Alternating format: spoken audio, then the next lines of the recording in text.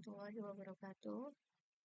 Ini video kedua yang saya upload terkait hasil kelompok kemarin yang mengumpulkan jurnal-jurnal yang temanya tentang galur murni. Nah, sebenarnya dari judul untuk jurnal pertama ini, dari judulnya sebenarnya ini parameter genetik karakter agronomi pada galur F1 padi.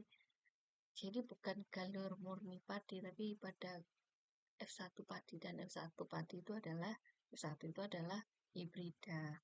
Hibrida dari hasil persilangan antara galur murni dan kultivar lokal Indonesia.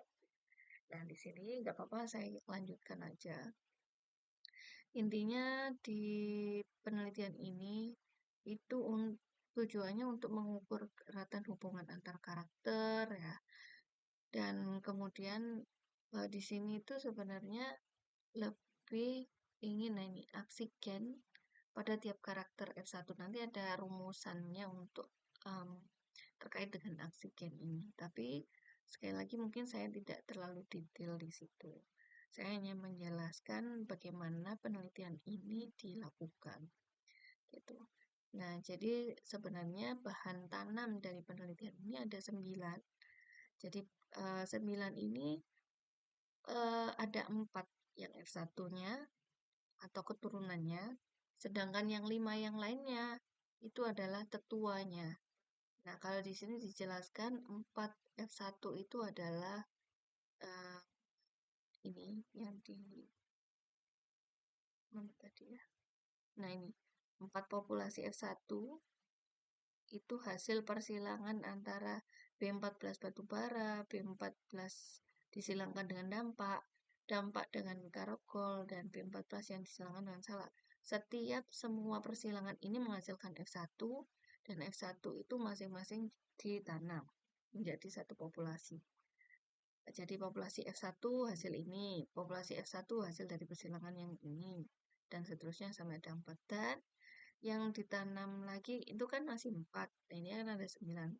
Kemudian yang 5 adalah galur murninya dan 4 kultivar lokalnya, yaitu batubara, karokol, dampak, dan salak. Jadi ini tetuanya ya. 5 tetuanya ditanam bersama dengan S1-nya tadi. Tapi tetap peta-petanya berbeda ya. Nah, cuman di sini yang menarik adalah rancangan percobaan ini menggunakan RAL. RAL ini otomatis harusnya adalah homogen ya. Jadi di sini ditanam pada ember. Jadi tidak ditanam di sawah. Ya, ditanam di ember. Kemudian di sini di bab metode ini dijabarkan apa saja yang diamati. Ya, apa saja yang diamati dari padi yang tadi 9 itu. Kemudian setelah mendapatkan datanya, itu dianalisis untuk menduga korelasinya, nilai heterosisnya, heterobeltiosisnya, oksigen, serta heritabilitas arti luasnya. Nah, ini untuk heterosis diberikan rumusan seperti ini.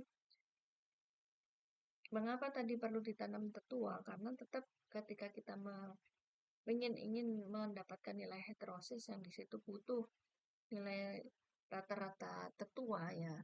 Ini MP ini mid parent. Itu otomatis kita perlu datanya tetua juga kan, jadi harus ditanam bersama dalam satu periode penanaman yang sama maksudnya. Bukan sekarang menanam 4 F1-nya dulu, nanti setelah F1 dipanen terus ditanam pada ember yang sama, misalkan tetuanya itu tidak bisa. Jadi semuanya harus ditanam bersamaan. Nah, kemudian di sini juga ada untuk mengetahui dominansi gennya, pakai itu gen dominan atau gen itu aksinya aditif. Aditif itu menambah gitu ya. Jadi dari rata-rata yang terbaik itu tetuanya, itu dia bisa lebih tinggi daripada tetua yang terbaik itu. Walaupun sedikit, jadi ada tambahan aditif. Dengan di sini ada apa namanya kategori-kategorinya. Kemudian ada juga pengukuran heritabilitas arti luas. Perhitungan heritabilitas arti luasnya seperti ini sudah diberikan rumusannya. Nah, di sini ada yang menggunakan software ya, perhitungan analisisnya. Jadi itu yang bisa saya sampaikan untuk jurnal yang pertama. Nah, kemudian di sini menarik lagi juga untuk korelasi ini yang mungkin uh, tambahan aja. Jadi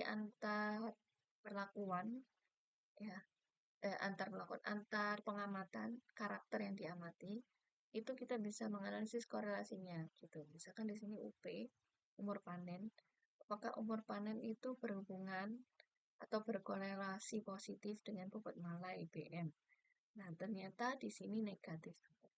Nah, negatif tetapi tidak disertai dengan tanda bintang gitu ya. Berarti sebenarnya dia tidak berkorelasi gitu. Tidak berkorelasi, tidak dipengaruhi gitu. Bisa dibilang kata lainnya bobot malai itu tidak dipengaruhi umur panen. Nah, coba kalau misalkan kita lihat di PM, PM itu di sini panjang malai. Nah, panjang malai dengan bobot malai itu saling berkorelasi. Jadi panjang malai dipengaruhi oleh bobot malainya, bobot malai juga dipengaruhi panjang malainya gitu. Itu sepintas saja. Nah, kemudian kita lanjut ke jurnal 2. Jurnal 2 ini evaluasi keragaman genetik berbagai galur murni jagung manis untuk penentuan tetua hibrida. Nah, di sini juga uh, penelitian ini sebenarnya untuk memilih jagung manis yang nantinya akan jadi tetua. Nah, tetua untuk membentuk hibrida.